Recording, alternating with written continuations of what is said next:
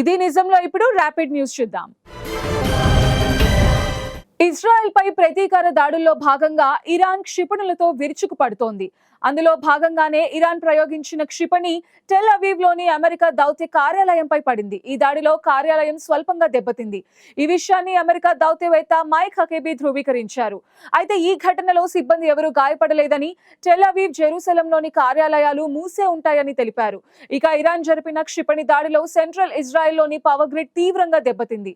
ఈ విషయాన్ని ఆ దేశ ఎలక్ట్రిక్ కార్పొరేషన్ ధృవీకరించింది. దీంతో ప్రజలకు ఎటువంటి ఇబ్బంది తలెత్తకుండా జాగ్రత్తలు చేపడుతోంది. త్వరలోనే విద్యుత్ సరఫరాను పునరుద్ధరిస్తామని అధికారులు తెలిపారు.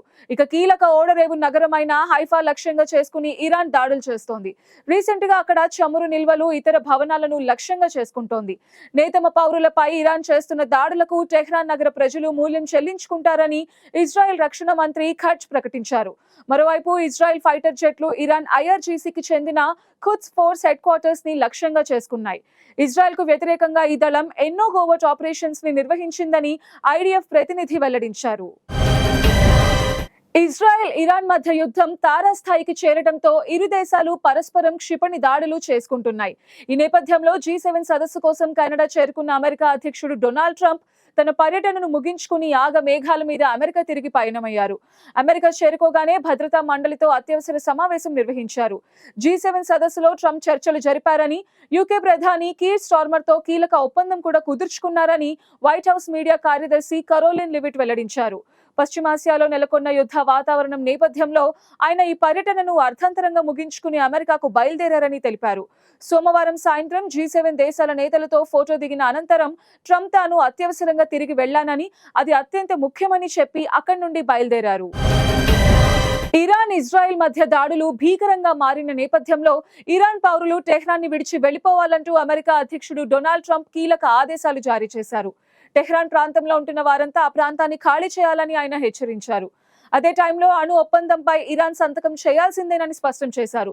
పరిస్థితి మరింత దిగజారక ముందే ఇజ్రాయెల్తో ఏర్పడే ఉద్రిక్తతలను తగ్గించుకోవాలని ఇప్పుడు ఇరాన్ కి మరో అవకాశం ఇచ్చినట్టు ట్రంప్ తెలిపారు. ఈ మేరకు ట్రంప్ తన ట్రూత్ సోషల్లో పోస్ట్ చేశారు. ట్రంప్ చేసిన వ్యాఖ్యలతో యుద్ధం మరింత ముదిరే అవకాశాలున్నట్టు తెలుస్తోంది. అణు ఒప్పందంపై ఇరాన్ సంతకం చేసి ఉండాల్సిందేనన్న ట్రంప్ అక్కడి ప్రజల ప్రాణాలు కోల్పోవటం ప్రభుత్వానికి సిగ్గుచేటని వ్యాఖ్యానించారు. ఇరాన్ అణు ఆయుధాలను తయారు చేయలేదని ట్రంప్ పేర్కొన్నారు. మరోవైపు యుద్ధం ముగించాలంటే ఇరాన్ సుప్రీం లీడర్ ఖమేనీని హతమార్చాలని ఇజ్రాయెల్ ప్రధాని నెతన్యాహు కీలక వ్యాఖ్యలు చేశారు. ఖలిస్తానీ ఉగ్రవాది హర్దీప్ సింగ్ నిజర్ హత్యోదంతం తర్వాత భారత్, కెనడా మధ్య దౌత్య సంబంధాలు దెబ్బతిన్నాయి. కెనడా మాజీ ప్రధాని జస్టిన్ ట్రూడో భారత్ పై ఆరోపణలు చేయడంతో ఇరు దేశాల మధ్య గ్యాప్ వచ్చింది.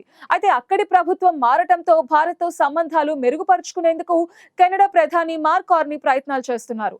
అందులో భాగంగానే కెనడాలో జరుగుతున్న G7 దేశాల సదస్సుకు మోదీని ప్రత్యేకంగా ఆహ్వానించారు. ప్రస్తుతం G7 కూటమిలో France, America, UK, Germany, Japan, Italy, Canada, European Union సభ్య దేశాలుగా ఉన్నాయి. ఇందులో భారత్ కు సభ్యత్వం లేనప్పటికీ మార్క్ కార్నీ ఆహ్వానించడంతో మోదీ కెనడా చేరుకున్నారు. 2 రోజుల పాటు మోదీ కెనడాలో పర్యటించనున్నారు. G7 సదస్సులో పాల్గొననున్న మోదీ పలు దేశాల అధినేతలతో భేటీ కానున్నారు.